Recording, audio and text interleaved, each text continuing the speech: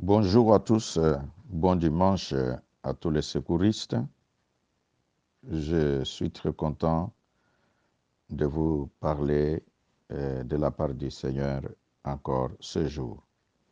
Bonjour à tous les enfants de Dieu qui suivaient ce message de partout, de différentes églises. Partout ce message arrive. Que la grâce de Dieu et que la miséricorde de l'Éternel soit votre partage. Et vous suivez là l'évêque Ejiba Yamapia Évariste, le représentant légal de l'Église pentecôtiste des secouristes. Merci à vous tous pour votre disponibilité. Le message d'aujourd'hui a pour thème « Rencontrer Christ et le ressembler ». Rencontrer Christ et le ressembler. C'est vrai que quelqu'un peut dire « j'ai rencontré Christ », mais ça ne s'arrête pas là. Nous devons marcher à sa ressemblance. Dans notre message, nous allons tirer l'exemple d'un homme que nous appelons Paul ou Saoul, que communément nous aimons dire apôtre Paul. Cet homme a rencontré Christ et j'aimerais que nous lisions le livre d'Actes des Apôtres. Nous les prenons au chapitre 9, versets 4 à 6, versets 14 à 16. La lecture nous dit ce qui suit. Il tomba par terre et entendit une voix qui lui disait « Saoul, Saoul, pourquoi me persécutes-tu » Il répondit « Qui es-tu, Seigneur » Et le Seigneur dit « Moi je suis Jésus, que tu persécutes. Il te serait dur de regimber contre les aiguillons. » Tout tremblant et stupéfait, il dit, « Seigneur, que veux-tu que je fasse » Alors le Seigneur lui dit, « Lève-toi, entre dans la ville, et l'on te dira ce que tu dois faire. » Versets 14 à 16. Et il, ici, de la part des principaux sacrificateurs, le pouvoir de lier tous ceux qui invoquent ton nom. Mais le Seigneur lui dit, « Va, car cet homme est pour moi un instrument de choix, afin de porter mon nom devant les nations et les rois et devant les fils d'Israël. Et je lui montrerai combien il faudra qu'il souffre pour mon nom. » Nous voyons là Jésus qui a rencontré cet homme Saoul sur le chemin de Damas. En le rencontrant, il lui dit, « Va, on te dira ce qu'il faut faire. » À ce point précis, nous avons trois éléments qui vont nous aider à parler de rencontrer Christ et le ressembler. Le premier point, Paul a rencontré Christ comment? Paul était un pharisien, un homme de la loi, un juif, quelqu'un qui servait Dieu selon lui, quelqu'un qui croyait connaître Dieu. Mais ce jour-là, quand il a rencontré le Seigneur, les choses se sont passées d'une façon extraordinaire. La Bible nous enseigne qu'à la rencontre, lui allait pour persécuter le peuple de Dieu. Nous aimerions que chacun de nous sache définir, expliquer comment il s'est converti. La problématique avec la foi de plusieurs est que nous disons, moi je suis converti, Ngaina bongola motema, Mais la personne a difficile de dire comment il a rencontré le Seigneur. Si tu ne sais pas expliquer comment tu l'as rencontré, qu'est-ce qu'il a fait dans ta vie, ça va être un problème. C'est pourquoi, à la rencontre de Paul avec Jésus, cela a apporté un changement. C'est ce que nous appelons Paul s'est converti. Lui qui était persécuteur, il a cessé de persécuter pour devenir disciple de Jésus. Et donc, la manière dont il s'est converti, il était tellement conscient qu'il a rencontré Jésus-Christ. Cela est prouvé dans la parole de Dieu, que les gens qui ont entendu, même Ananias qui l'a vu, il s'est dit, est-ce que réellement il vient de bon cœur, avec une réalité de vue, ou bien c'est juste un traître qui veut savoir ce que nous faisons. Cela suppose que chacun de nous qui déclare avoir rencontré Jésus, à des moments, les gens qui étaient avec lui doivent même se dire, non, lui était avec nous dans le monde des femmes. Et peut-être même, les gens qui le connaissaient autrefois, quand ils le voient à l'église, ils peuvent se dire, cet homme qui était coureur de jupons, cette fille qui était une personne qui se mettait à la rue pour chercher des hommes, et c'était ce monsieur qui était un voleur qualifié, cet homme qui était un bandit de haut rang. Maintenant, est-ce que réellement... Donc, vous comprenez par là que les gens se demandent si la personne vient réellement pour un changement ou bien il vient juste comme un espion. Comment tu as rencontré Jésus? Quand vous lisez la parole de Dieu dans le livre de 1 Samuel, au chapitre 10, verset 5 jusqu'au 6e verset, on nous montre de quelle manière Saoul est devenu roi. Quand Saoul a rencontré le prophète Samuel, qui était en même temps juge, la Bible déclare que Samuel lui dit, tu vas aller, tu rencontreras une assemblée de prophètes, tu seras changé à un autre homme. Ça signifie que chacun de nous, s'il a rencontré Jésus-Christ, il y a un changement. Quel est le changement qui s'est opéré en toi depuis que tu dis avoir rencontré Jésus? C'est la question que je pose à chacun de nous. C'est la question que je pose à quiconque est en train d'écouter ce message, qu'il se demande, c'est vrai, j'ai dit avoir rencontré Jésus, mais quel est le changement qui s'est opéré en moi? Est-ce qu'il y a eu conversion ou bien je suis toujours la même personne? Donc en bref, quelqu'un qui rencontre Jésus, Jésus le change. Il devient une autre personne. Il devient une nouvelle personne. N'oublie pas, le thème s'intitule « Rencontrer Christ et le ressembler ». Le deuxième point, après avoir dit le premier, qui est la rencontre de Saoul avec Christ, le deuxième point, Christ dit que Saoul va porter son nom.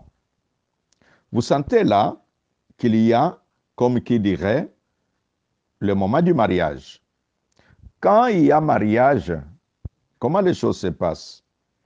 Cette personne qui avait son nom de famille, quand il y a mariage, la femme, dans son nom, même s'il peut garder une partie de son nom de famille, il va s'ajouter aussi le nom de la famille du mari.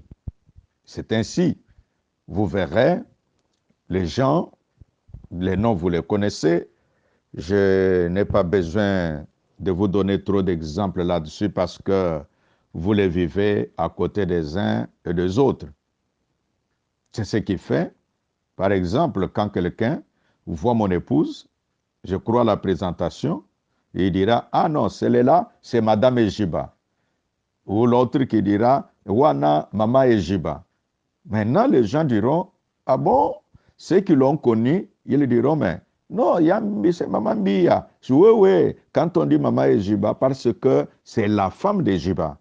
Ainsi dit, le Seigneur montre à Paul que tu vas porter mon nom. Que signifie porter le nom de Christ? Porter le nom de Christ, c'est être fier de lui. Nous avons beaucoup de chrétiens aujourd'hui qui ne sont pas très fiers de ce qu'ils sont chrétiens. Il peut y avoir des amis qui sont des buveurs. Ils sont, je ne sais pas moi, à un endroit ou à une fête. Et on lui dit, est-ce que tu ne vas pas prendre, nous avons de la bière, nous avons ceci. Et tu trouves les frères, au lieu de dire, non, je ne prends pas parce que ma foi ne me dit pas de prendre, mais ils préfèrent dire, non, j'ai un peu de l'estomac, c'est pourquoi je ne prends pas. Tu vois, cet homme ou cette femme a honte de dire que je ne fais pas ça à cause de ma foi. À cause de sa foi, les copains qu'il avait ou qu'elle avait, quand ils s'approchent, au lieu de dire que je ne fais plus l'impudicité à cause de la foi, il dira, oh non, je suis indisposé. Et c'est tout le temps, non, non, je suis, non, non. Ça, c'est tu as honte de Jésus. Porte le nom de Jésus. Sois fier du nom de Jésus. Et donc, nous disons là que porter le nom de Christ, c'est être fier de Christ. Porter le nom de Christ, c'est confesser son nom. Donc, partout où tu vas, dans les différentes circonstances, tu te présentes comme un témoin de Jésus. C'est ça, porter le nom de Christ. Porter le nom de Christ, c'est le suivre comme modèle de vie et de comportement. Cela, rappelez-vous, nous avons eu notre matière autrefois où l'apôtre Paul était capable de dire, si je vis, ce n'est plus moi qui vis, mais c'est Christ qui vit en moi. Quel est ton comportement? Quel est ton mode de vie? Tu le copies à partir de qui ou à partir de quoi? Donc celui qui a rencontré Christ est appelé à porter le nom de Jésus. Sois le témoin de Christ partout où tu vas. Que tu sois à l'école, sois le témoin de Christ. Que tu sois dans ton foyer, dans le mariage, sois le témoin de Christ. Partout où tu vas, au travail, présente-toi comme quelqu'un qui porte le nom de Christ, comme quelqu'un qui est marié à Jésus-Christ. Troisième élément, c'est il va souffrir pour mon nom. Ça, c'est Jésus qui promet. Ce troisième point va aider chacun de nous de comprendre que quand certains moments les choses peuvent être difficiles, que nous ne puissions pas penser que Christ n'est pas avec nous. Non. Jésus-Christ, c'est vrai qu'il nous a promis dans Jean chapitre 10, verset 10, où il est écrit, le bon berger est venu pour que les brebis aient la vie et que les brebis aient la vie en abondance. La vie en abondance, c'est la promesse. Mais la croix aussi, c'est la promesse. Donc la vie chrétienne exige de chacun de nous un sens de sacrifice. Aujourd'hui, il suffit qu'un chrétien fait face à des moments difficiles dans la vie, automatiquement, il commence à se poser des questions. Est-ce que je suis chrétien réellement? Et là, bon, nous, comme prédicateurs, nous devons toujours aider les enfants de Dieu en sachant que être avec Christ, rencontrer Christ, ne signifie pas que nous n'aurons pas parfois à traverser de temps difficiles. Non, ça arrivera. Voilà qu'il dit à Paul que je l'ai appelé, je l'ai choisi et qu'il va porter mon nom et qu'il va souffrir pour mon nom. Est-ce que tu es prêt de souffrir pour le nom de Jésus? Est-ce que tu es capable de dire que voilà, quand j'étais dans les fétiches, les choses s'est passées comme ça, mais maintenant, à cause de Jésus, j'abandonne les fétiches malgré les menaces. Ça fait certaines personnes ont difficile d'abandonner les fétiches en disant, oh, les féticheurs m'avaient dit, si tu abandonnes, tu vas mourir.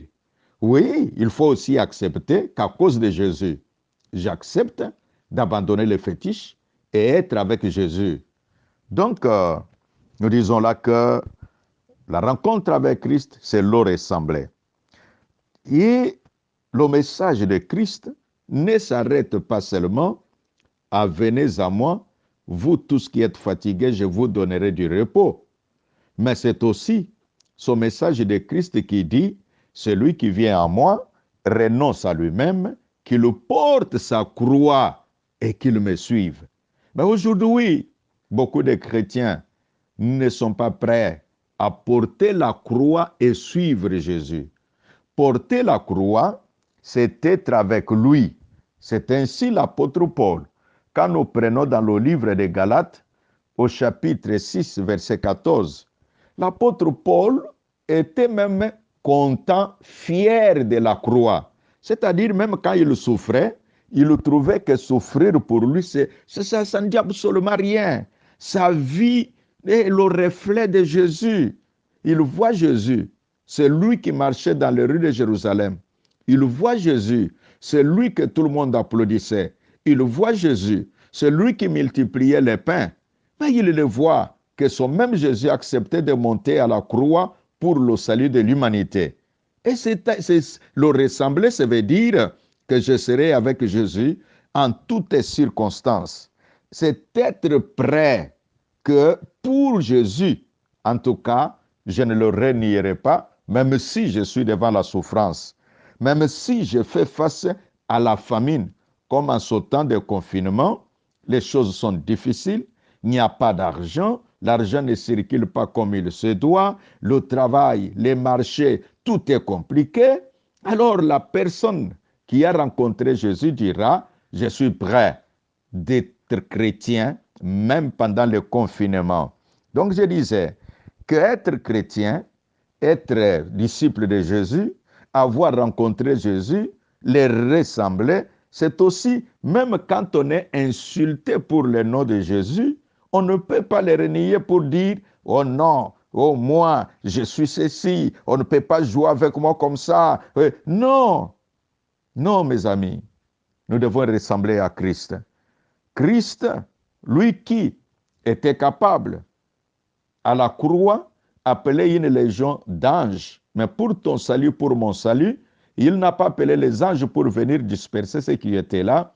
Il a accepté de souffrir à la croix juste pour que toi et moi, nous puissions être sauvés. Nous disons que souffrir pour Christ ou pour le nom de Jésus, c'est aussi, même dans le manquement, continuer à confesser Jésus sans réserve. Comme j'attendais un groupe de gens, ils voient un frère en Christ, la chemise presque décolorée, et les autres disent, en tout cas, la foi même en Christ, c'est marcher avec une chemise comme ça. Or, les frères traversaient une période difficile de la vie. Mais quand Jésus a visité ce frère, et les gens ont même changé de langage. Donc, sa prière, c'était vrai. Or, nous croyions la façon dont il était appauvri, que vraiment c'est un pécheur, parfois peut-être il est sorcier, et tout ça. Non, mes amis, nous disons que soyons aussi prêts à souffrir pour Jésus. Quand les affaires ne prospèrent pas, pendant que les païens semblent bien évoluer, que dirons-nous? Tu vas dire, non. Moi, je suis un enfant de Dieu. Un enfant de Dieu ne peut pas souffrir. Non, l'apôtre Paul a reçu un message clair. Il a rencontré Jésus et Jésus lui dit, moi j'ai souffert, toi aussi tu vas souffrir. Comme nous souffrons avec Jésus, nous serons aussi glorifiés avec Jésus. quand nous refusons de souffrir avec lui, nous pouvons passer aux côtés de la gloire sans le savoir. Son message, rencontrer Christ et le ressembler.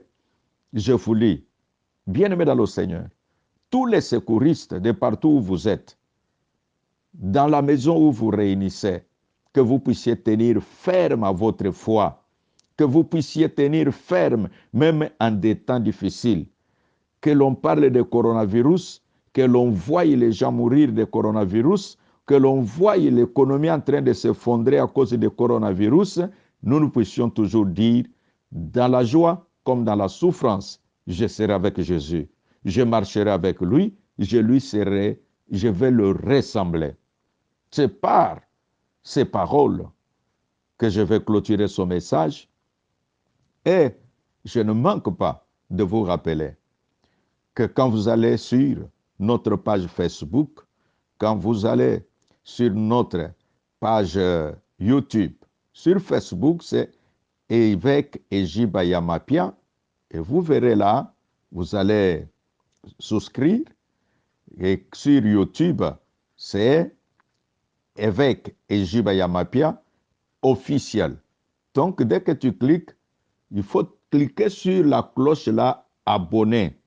C'est quand tu as cliqué, parce que les autres s'arrêtent seulement, il a ouvert, il a regardé, et puis c'est tout. Non, non, il faut s'abonner et il faut aussi faire abonner d'autres personnes.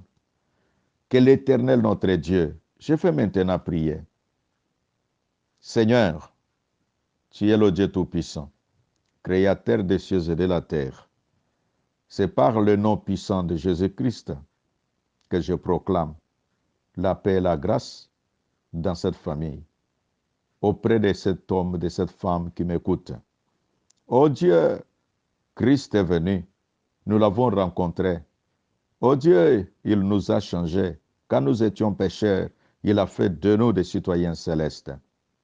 Yahweh, ma prière est que nous puissions prendre Christ comme notre modèle de vie, qu'il y ait le changement dans notre comportement de tous les jours, et que partout nous puissions porter le nom de Christ, nous puissions parler de lui sans honte, et que même quand viendraient les moments difficiles, que nous puissions être toujours capables de tenir ferme et de dire Christ est ma vie, et donc je n'ai plus une autre vie en dehors de Jésus-Christ. Cher Saint-Esprit, parle au cœur de chacun. Cher Saint-Esprit, édifie chacun, aide chacun à être fort en Christ. Au nom puissant de Jésus, nous avons prié et ensemble nous disons Amen. Voilà, tu partages cette prédication avec d'autres personnes et tu les intéresses à s'abonner à notre page Facebook et aussi à souscrire à notre YouTube Évêque Ejiba Yamapia officiel et Dieu te bénira certainement. Soyez bénis au nom de Jésus. Amen.